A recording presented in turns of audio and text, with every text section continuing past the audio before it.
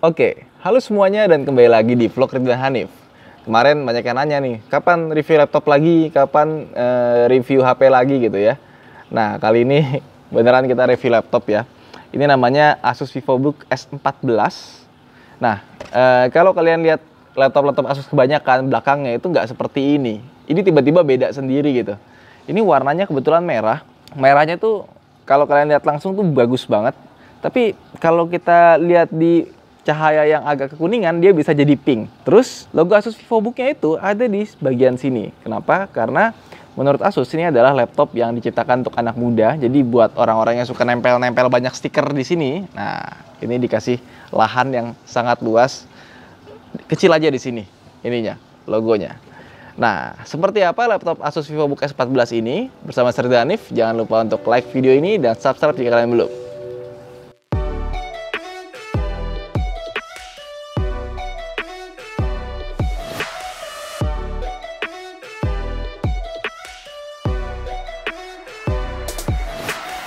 Jadi, laptop ini dibanderol dengan harga 13,9 juta untuk yang varian Intel Core i5 dan 15,9 juta untuk varian yang Intel Core i7.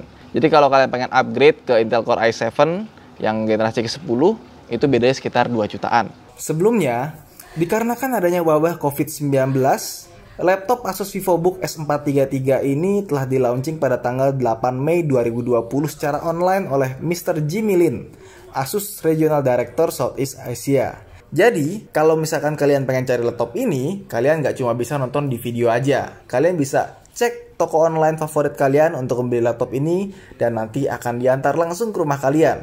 Nggak perlu keluar rumah. Laptop yang kita review kali ini dia pakai Intel Core i5, generasi ke-10 juga, dan spesifikasinya ini agak lucu ya, karena jarang-jarang nih udah pakai SSD, tapi masih pakai Intel Optane. Jadi dia pakai SSD 512 GB dan ada Intel Optane 32 GB.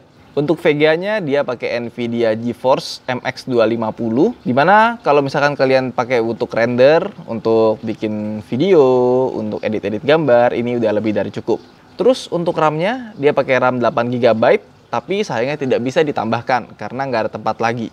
Tadi spesifikasinya, sebelum kita benchmark dan kawan-kawannya, sekarang lebih baik kita bahas soal desainnya. Nah, desainnya sendiri, ini gue suka back covernya. Dipegang tuh enak, nggak fingerprint magnet, dan warnanya itu bagus. Tapi kalau kalian nggak suka warna merah, ada warna lainnya juga kok, ada banyak. Terus kalau desainnya sendiri sebenarnya hampir mirip dengan VivoBook yang sebelumnya, tapi dia ada beberapa ubahan sedikit ya. Kayak contoh di sini, kita ada kayak apa nih ya? Kayak ada plastik menonjol di sini. Gunanya apa? Pas kita taruh seperti ini, kita buka, terkadang ada beberapa permukaan itu yang suka ini ya, flexing ya, nggak lurus, nggak rata. Nah, dengan adanya plastik penyangga di sini, itu dia memastikan bagian sini ini mendapatkan airflow dan bagian sini pun juga nggak ketutup airflow-nya. Jadi si plastik penyangga ini pas kita buka seperti kita tekan bagian sini, dia tuh nggak bikin turun. Dan memang kalau dipakai buat bekerja keras, dia thermal managementnya cukup bagus ya. Jadi nggak ada panas berlebih di bagian bawah sini dan bagian atasnya. Nice. Dan desain bodinya sendiri dia terbuat dari aluminium. Jadi rasanya kokoh ya, mulai dari atas, bawah, sama bagian dalam sini. Dan kalau beberapa laptop itu kalian suka sebel karena pinggir-pinggirnya tuh agak tajam gitu ya. Nah, laptop ini pinggirnya ini cutting edge-nya tuh bagus banget. Sudut-sudutnya dan nggak tajam. Jadi nggak usah takut nanti bakal kebaret gara-gara kena pinggirannya si laptop. Bobotnya 1,4 kg dan dia punya layar dengan ukuran 14 inci. Dimana gue suka banget sama layarnya. Kalau misalkan kita pakai di malam hari, dia bisa sangat-sangat redup sehingga mata kita tuh jadi nggak sakit gitu. Ini posisi layar paling redup dan ini posisi layar paling terang.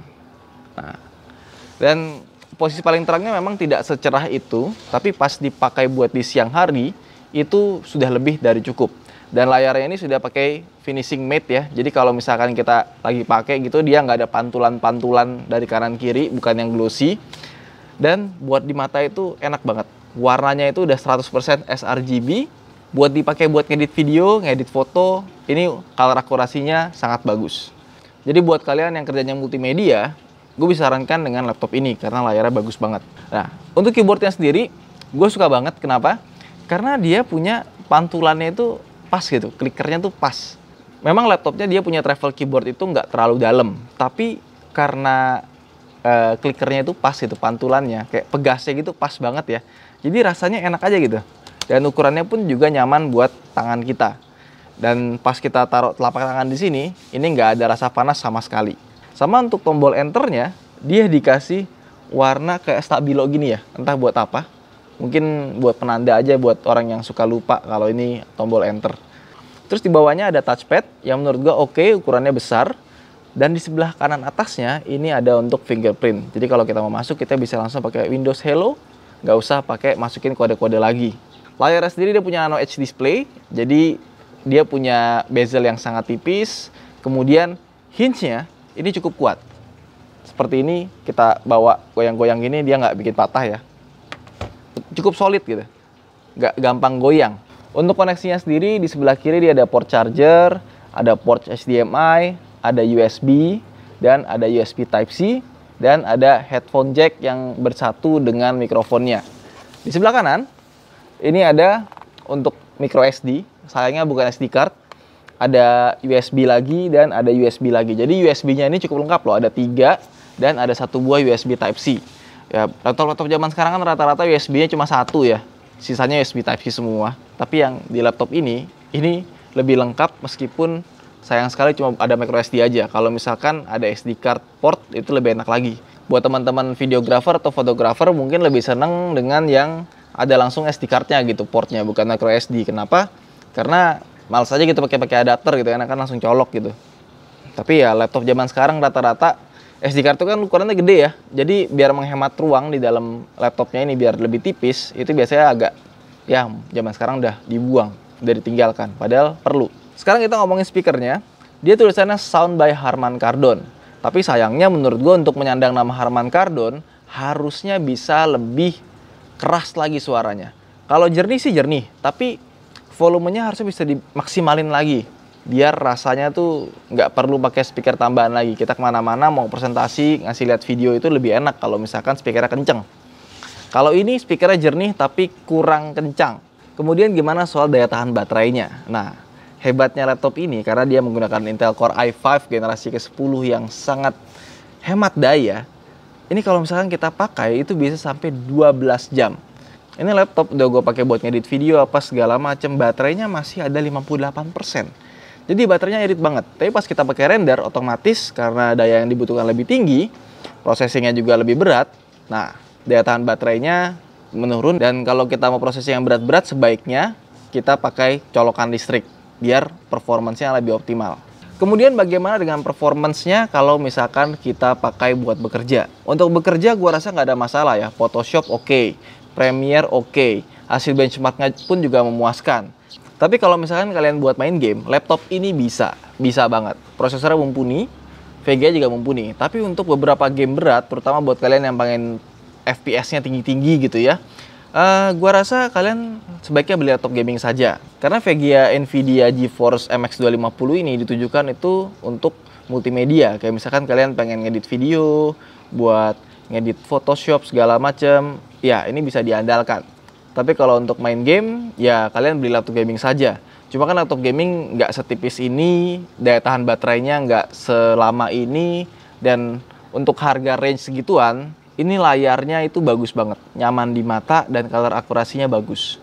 Jadi kesimpulannya, Asus VivoBook S14 ini cocok banget buat kalian yang bekerja di industri kreatif atau mahasiswa yang lagi ngambil DKV, atau mungkin kalian pengen cari laptop buat bekerja tapi punya baterai yang sangat bagus dan enak, gampang dibawa kemana-mana karena ini ringan, tipis pula ya. Gue bisa merekomendasikan laptop ini. Andai saja laptop ini dibekali dengan SD card reader dan dia punya speaker yang lebih kencang suaranya, gua rasa laptop ini bisa jadi sempurna. Itu aja mungkin video kita kali ini. Buat kalian yang udah beli Asus VivoBook S14 bisa komen di bawah gimana rasanya. Saya Ridwan Hanif, sampai jumpa di vlog berikutnya. Bye!